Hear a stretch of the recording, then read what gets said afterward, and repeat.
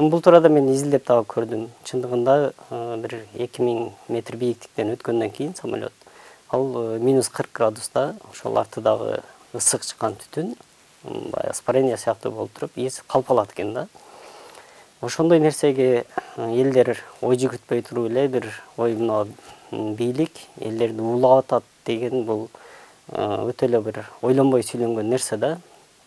Эгерде бийлик элди уулагысы келсе, аябай сонун жолдору бар. Бир чак түштө самолет менен бир зыяндуу нерсе чачпай эле түндөсү деле чачып коет, эл уктап аткан учурда. Анан мына биз тагынып жүргөн маскаларга, антисептиктерге деле чет өлкөдөн кирет алар. Ошолордун деле базасына барып туруп складтан баарын улап салса болот да.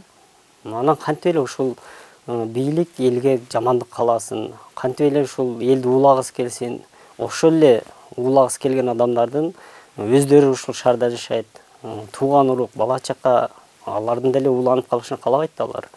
Мен ошондой демекчимин. Анан бул жерден айта кетчү нерсе биздин мына ушундай маселелерде ар бир тийиштүү органдар бир түшүндүрмө берсе да. Эми Саламаттыкты сактоо министрлиги Алымкадыр Бейшеналиев. Бул 3 күн, 4 күндөн бери ушул нерсе соц тармакта мисалы үчүн самолет темасы аябай элдерди коркутуп атат да. Чыгып түшүндүрмө бербейби деген маселеде же сөзсүз жок дегенде ушуну дагы самолеттин түтүнүнү же бир азыр адамдар ооруп атат, ошону дагы Садыр Жапаров өзү чыгып билдириш керекпи? Ушундай бир ой жаралат да.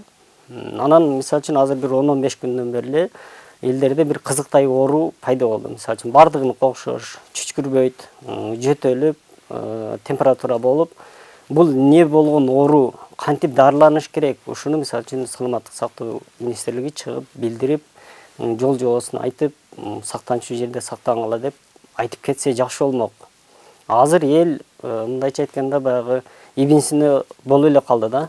Өзүн өзү дарылап калды. Соц тармакты менин жакындарым, досторум соц тармакта деле бардыгы айтып атат, жагы тамак ооруп атат, температура болуп атат, бел ооруп атат, ушул сыяктуу ич өтүп атат деп. Ошолорду эмне себептен? Мисалы үчүн мына бүгүн жума намазда же болбосо базарларга барсаң бардыгы эле күрсүлдөп, жөтөлүп жүрөт да. Ушул белгисиз ооруну айтып бир коомчулукка чыгып, ушул Саламаттык сактоо министрлиги түшүндүрмө берсе жакшы болмок. Менин пикирим боюнча, буну чындыгында тактап, сурап, видеолорун анализдеш керек.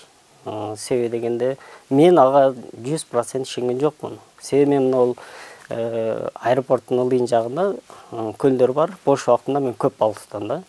Ал жакты карап отурсаң, ошол аэропорттон көтөрүлгөн ар тарап, ар мамлекетке учкан самолеттер мисалы үчүн ушул шаардын үстүнөн айланып өтүп, ар кимиси ар тарапка кетет. Анан жагы видеону тартып таркаткан адам туурада сөзсүз бир териштириш керек. Андай такталбаган же бир такталбаган маалымат үчүн жооп бериш керек деп ойлойм да.